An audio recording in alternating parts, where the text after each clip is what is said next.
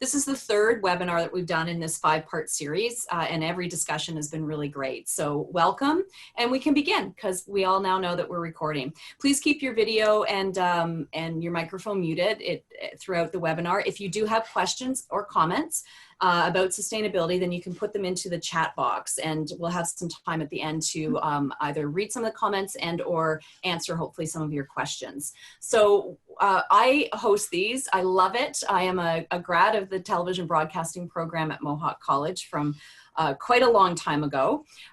Back at the college, I love it. I work now with the Mohawk College Foundation, helping our students and our programs. So it's a really exciting job, and it's wonderful to be back. And now it's great to be able to use these media skills that I have. And I'll introduce you to Ashley Packer, who's from 2016, graduated from the Architectural Technology Program and Sustainable Food Systems and she's our Sustainable Food Systems Coordinator at Mohawk College. I absolutely love Ashley because she's so passionate about everything she does, and she's always smiling, always helpful. So I'm so glad that you could join us in on this conversation, Ashley. You'll bring such insight and great information. Is there anything you'd like to add about yourself before we get right into talking about sustainability? Yeah, I think I'd just like to kind of add some of the actual like in-depth things that I do on campus, because I feel like the term Sustainable Food Systems Coordinator can be kind of like a broad topic and people are like, what does that even mean? So I think just I kind of manage some of the operational programs on campus that are related to local food specifically. So we have things like a community garden on campus where staff and students can grow their own food. I run a farm stand on campus, which gives access to cheap and healthy local food on campus. I also run some smaller programs like our rooftop pollinator garden. We have some honeybees on campus. But since COVID hit, I'm kind of working from home now. And so what that looks like is I've shifted my focus to teaching people how to grow food at home and online, making videos, that kind of thing. And we're also using our community garden to grow food specifically for our local food banks. So that's kind of like an in-depth view of what I actually do. Which is fantastic. And you're right, there's so many different elements and things that draw and pull into what you do at the college. And I think one of the things that we can all look at, and it's a scary story actually when it comes to plastics and what plastics are doing to our environment. I just recently purchased these laundry papers. I think it's called True Naturals. I believe it's a Canadian company, and they're trying to reduce 1 million plastic laundry containers out of our world over the next year. And I just absolutely love that. And so I wanted to start with there and ask about some of the recommendations that you have, because it's overwhelming. And sometimes just people think it's too much. I can't make a difference. I'm not going to do anything at all. And we don't want people thinking that way. Yeah, absolutely. So I think to start about talking about that, I'd just like to kind of get into why plastics are so damaging to our earth, because I feel like that can kind of be a big question, is like, why should I even care? And it's not that plastic isn't a valuable product, but it's something where we've just kind of abused it. So we started using it in like a single use and disposable way, and that's not how it was intended. And so speaking about it just pretty briefly, it was invented in 1950 as this like cheap and versatile product that just made life easier. And while that was true in the short term, it's not true in the long term. We found out that once plastic is created, it's almost impossible to actually recycle it, which is why of the plastic being made, and even the plastic that you're putting into your recycling systems, only 9% of it is actually made into new products, and that the rest just ends up in our landfills and in our oceans. So it's just important to note that of all the plastic ever made, it's still here and it's not going anywhere. And so that's why it's important to limit your use of plastics and phase out single-use plastics altogether from your life. And so one of my biggest tips is to just educate yourself on what has plastic in it, because you would be surprised at how many unsuspecting items have plastic in them. And then another tip is to just consume less. Our plastic problem really stems from just an overconsumption of plastic items. And so it's really important to just evaluate where you're spending your money, what you're bringing home, and just just paying attention to what you're actually purchasing, because it's surprising how much waste you can bring home if you're not paying attention to it. Another thing I just want to mention is to not feel like you need to go out and purchase a whole bunch of items that are gonna help you stop using plastic, because a lot of them can be kind of like trends or fads. And a lot of times you have things at home that you can use as a replacement, or that you can like DIY into what you need. So to just not feel like you need to go out and like purchase a whole bunch of new things. So a few actual like items that you can easily change out at home. Some good examples are things like soaps. So your like shampoo, your conditioner, your hand soaps, all of that typically come in these like plastic bottles that are a lot of times not even recyclable. So instead of going with that, looking for bar soaps. It's a really easy alternative. A lot of the times you can buy them at every grocery store unwrapped, or even just wrapped in cardboard. And so those are a really good and typically cheaper alternative. As well as you can, when you're grocery shopping, just kind of paying attention to what you're purchasing when you're out grocery shopping, because every grocery store has multiple options. And so there's the option where it's pre-wrapped, it's pre-chopped, but there's also the option of getting it unwrapped, where you might just have to do the chopping yourself. And so right now is a perfect opportunity to kind of look at what you purchase and see if there's alternatives that you can make that don't come in plastic, because it's a good way to save on plastic. And all you have to do is just make sure that you're washing your veggies when you get home. Another really great option is to, again, when you're out grocery shopping, you know those like single use, they're like stretchy plastic bags that you put all of your produce in.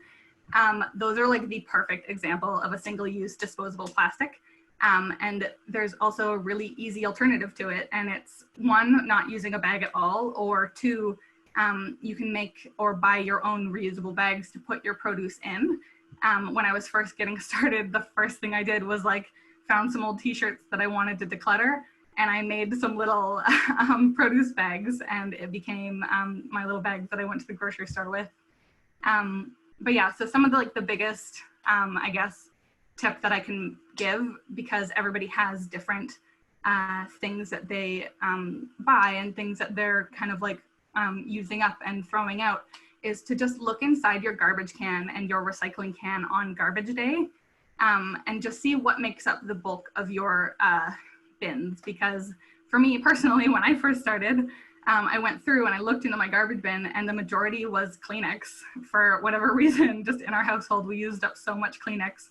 And so I ended up cutting up some old t-shirts into like little Kleenex sized Kleenexes, and I put them in cute little jars. And those are what I started using as Kleenex, and I just threw them in with my regular like towel laundry every week.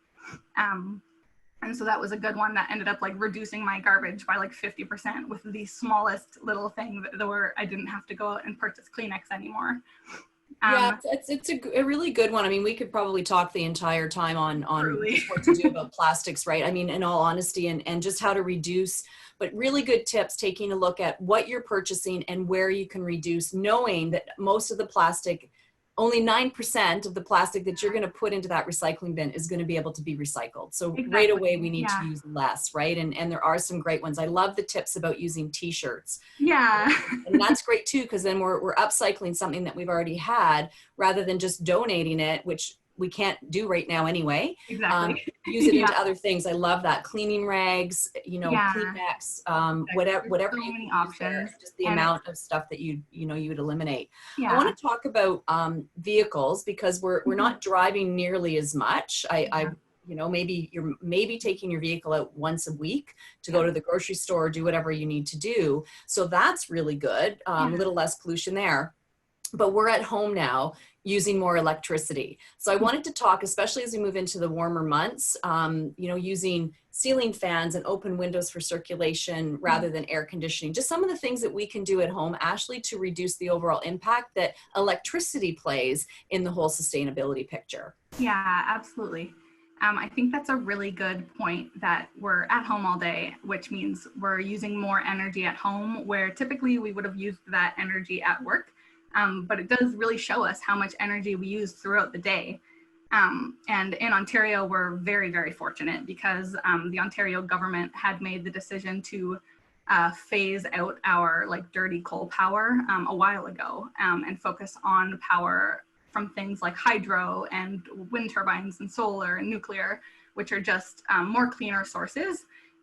However, that doesn't mean that we should be careless about the energy that we use. So my biggest tip for using less energy is to just start being conscious of when you do use energy in your house and what draws energy as well. So some simple changes you can make are just turning off lights when you're not in the room, or even not even turning on a light.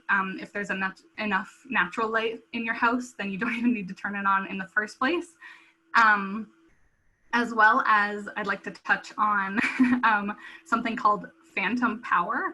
And it's when a device or a cord is plugged in, but it's not on, and it still draws that same power, and it's called phantom power. And so it's really important that we make sure that we're unplugging things and turning things off when we're not currently using them.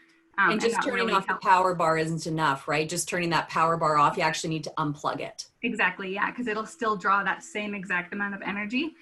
So you need to actually unplug it.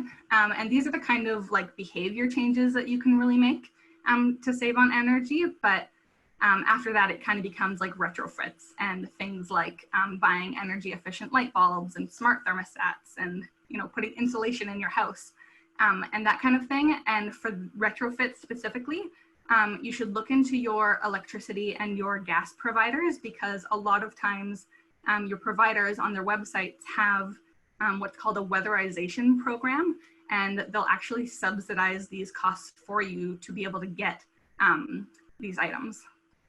So that's great. Yeah.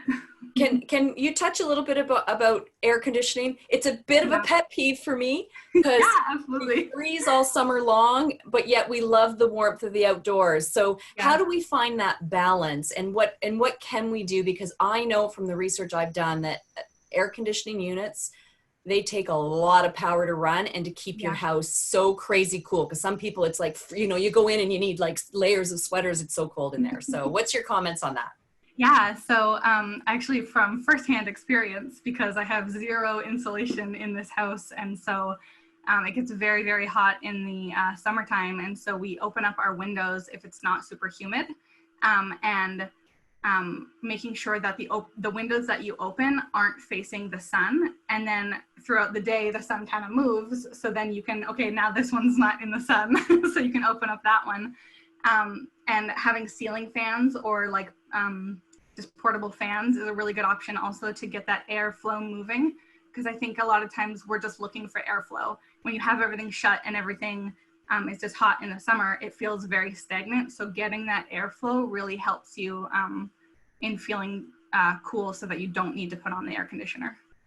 And then it's less of a shock when you go outside too, right? Yes. I think we're always oh my gosh, it's so hot out, but it's because we've been sitting in really cool air all day long. So you really feel it, right? Yeah, and I find too, you really, our bodies are made to acclimate. So when you go outside, the longer you're out there, the better you feel.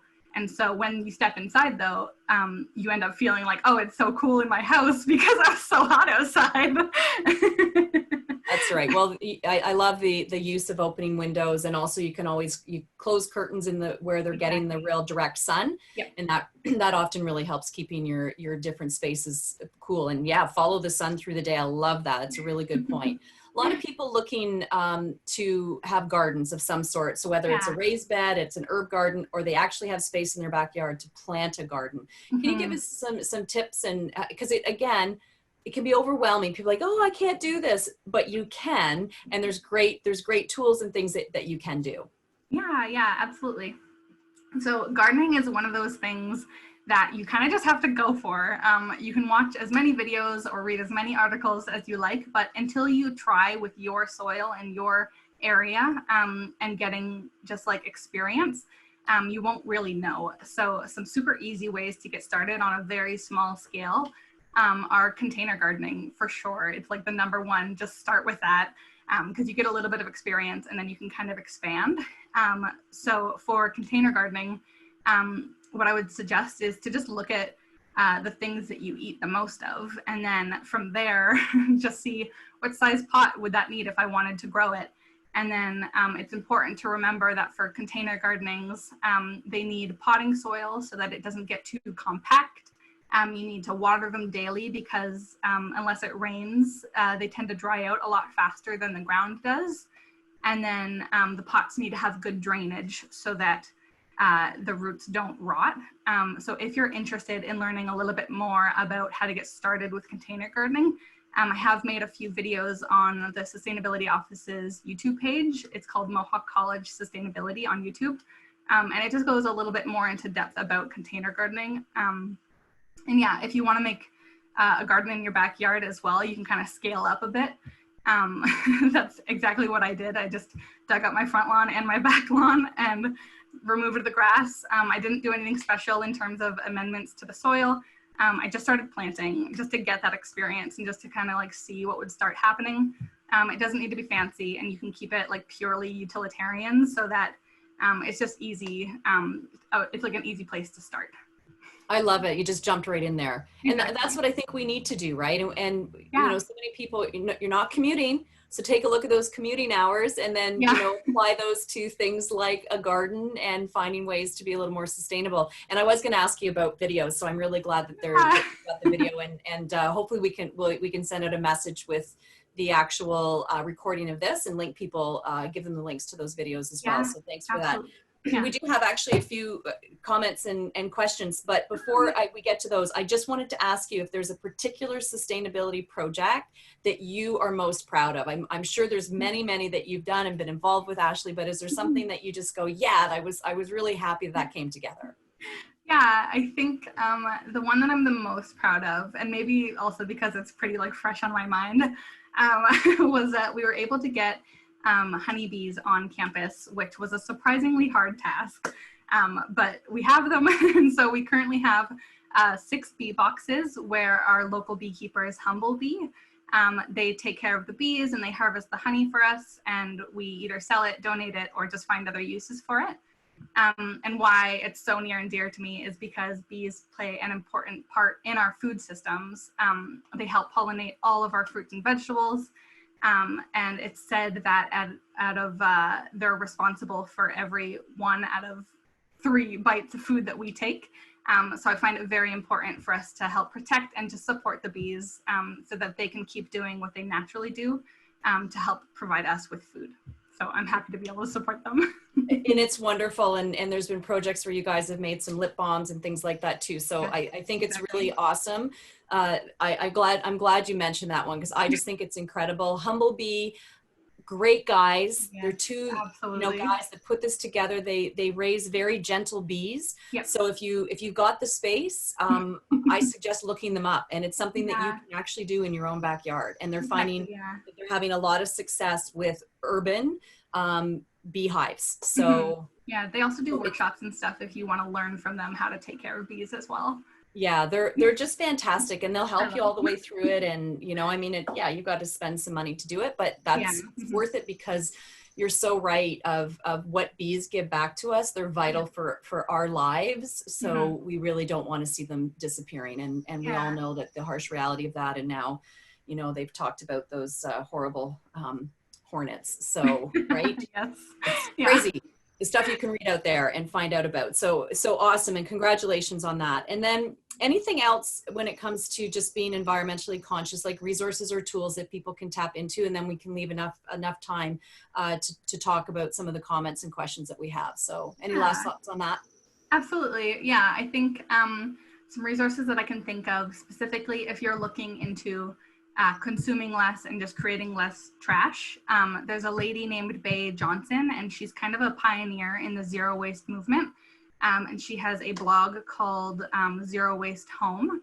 And then there's also Lauren Singer, who is now picking up steam, and she has a blog called Trash is for Tossers. And they both just give such good tips to help you kind of get started on figuring out how to eliminate waste from your life, and doing it slowly over time, like one step at a time kind of thing. And then for waste at home, if you are looking to figuring out like even just what bin to put it in so that you're disposing of it properly, there's a handy little app called Recycle Coach. And essentially you put in what city you live in, and then you type in what you're trying to dispose of, and it will tell you based on your area what bin to put it in so that you're not contaminating the waste stream, which is very important if you really want to get things recycled as well.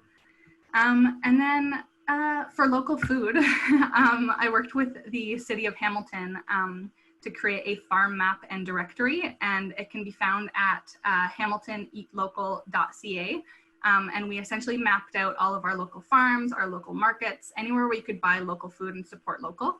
And so it's just like handy little tool where you can kind of see in your area where you can support local. It's so great. Like there's so many resources out there. And I have to say, like, I'm really impressed with the city of Hamilton and surrounding area, the amount of incredible things that we have going on in our community. Absolutely. That can help you be more sustainable. Yeah. And I love the comment. And if everyone, you know, here today even just takes that, and that is know what goes into the recycling bin and make sure you're not contaminating it, because otherwise it's just useless. And then your efforts, you know, are for naught, and we don't want that. So we want to make sure we're doing things right. I'm just going to check the time. Oh, so we got. So, we'll talk through some of these comments. As I like this. Mike mentioned he's 2 big dogs. So what do you suggest about the poop bags, right? Because we want to. I mean, if you're lucky enough to walk in nature and be able to just throw it away, that it's not going to be stepped on and out of people's ways, that's the number one. But not all of us are lucky enough to be able to have that. So what is the suggestion there? Yeah, so I've seen a couple crazy different things. But in terms of if you have them going in your backyard even, there are like pet waste composters that you can have in your backyard that'll like compost your pet's waste. I've also seen people use, what are they called? They're called wet bags for like reusable diapers for babies. I've seen people use those because like poop doesn't go through it. So you can pick that up and then like bring it home with you, dispose of it at home in your pet composter. And then the bag can actually just go into your regular wash, and you just make sure to wash it on hot with good soap. Perfect. Great. Yeah. Cause I haven't looked to see whether or not there are actually a compostable poop bag that will actually break down. I know they've got the grocery bags now made with the cornstarch, so they break down naturally over time, but I don't know about the poop bags. That's definitely, I have seen biodegradable bags, but biodegradable doesn't necessarily mean that it doesn't have plastic in it. You're looking for the word compost. So if you do find pet waste bags, make sure they say compostable. Perfect. Yeah. Thanks, Mike, for that. That's a really good question for those of us who have pets, because you don't think about it, and you do need to pick up the poop because we don't want to leave it in areas that it shouldn't be left in. And Pam had a couple great questions. She also suggested about trying old hankies instead of the Kleenex, just as you mentioned about making your own as well. Exactly. Yeah. Yeah, through t-shirts, and then the airflow can be helped by windows that allow that flow to like that, you know, from room to room, or that cross flow of air. So, and trees. I know if you're lucky enough. Yeah, my boss actually, her backyard is so treed in, they never turn their air conditioning on. Wow. Like, lucky. She's lived there. They've had to use it maybe twice when it got like that 40 plus humidity that just makes everything so heavy. I thought that's fantastic. So plant trees, plant more trees, people. Right? Don't cut them down. Any closing comments? We still have a little bit of time here, Ashley, because I mean, this is such a topic that could go on, and so appreciate your insight and your time on this, because you know, in the world of busyness and everything that goes on in our lives, it can be really hard to just take the time and realize that we can make a difference. We just need to attempt and start doing something. So last minute comments. Yeah, I feel like now is a really good time where people are finding that they have a lot more time on their hands. And so it is an opportunity to kind of slow down and just reflect on your life and reflect on the actions that you're taking and seeing, all right, what are the consequences of my actions? What small changes could I make today that'll help me in the future, or will help me become like less wasteful in the future? And so, yeah, I think this is just a really good opportunity to be able to kind of see those changes and start making small actions, and they build up over time, which is the best thing about it. Absolutely. And we do have time. You know, a lot of people are Netflix and chilling. Yes. I say save the planet and be more sustainable. Yeah, exactly. Well, even, hey, Netflix has some really great documentaries on things you can do. They Yeah. sure do, right? It's a real eye opener when you watch some of those documentaries that have been done. And if you need some motivation, yeah, go on to Netflix and find out some of the great things out there that can make you understand why we need to do our part. Absolutely. Yeah. And I feel like too, people can really feel like that they're just one person and that, you know, their actions don't really matter. But that's the exact opposite of what it actually is. Everything that you do has an effect. And so those small things building up over time, like if you were living a more sustainable life, even if it was like a small action for a whole year, that effect is just like so big over time. It really is. It is. Good. Wonderful point. And thank you once again for your time. You're just such a joy, and really wonderful to be able to have this discussion with you. So these are going to continue. We still have a couple more in the series, and I'm hopeful that they'll continue past that. We'll see how things go. So always good to hear from alumni as to how you find these helpful and what you'd like to see in the future. And next Thursday, so June 11th at 12:30, we're going to be doing healthy habits in a new normal, which is the thing we hear now, right? Is the new normal and what that's going to look like. So we got Kat Truly from our David Braley Athletic and Recreation Center, and Basilia, I hope I say her last name right, Adamasi, who's from Mohawk College counseling team, and they're so valuable right now because a lot of people are struggling with this situation and what the new normal is going to mean. So they're going to come on board, talk about health and wellness, including strategies to manage stress and anxiety and creative ways that we can stay active and just lead a healthier life in this world that we're living with. So to register, you can go to mohawkcollege.ca/alumni. If you've got any questions, please send them out. Lynn is behind the scenes today. She's our alumni coordinator. She's awesome. And thanks, Lynn, for all the work that you guys do behind the scenes making this possible. So have a great day, everyone. Be more sustainable. And the links that Ashley was talking about, as well as this video, will be sent out to you. So have a wonderful day. Once again, Ashley, thanks again. I hope that these continue and I get to chat with you again about more ways we can be sustainable. Absolutely. Thanks so much. Have a great day, everybody. Okay. Thanks, guys.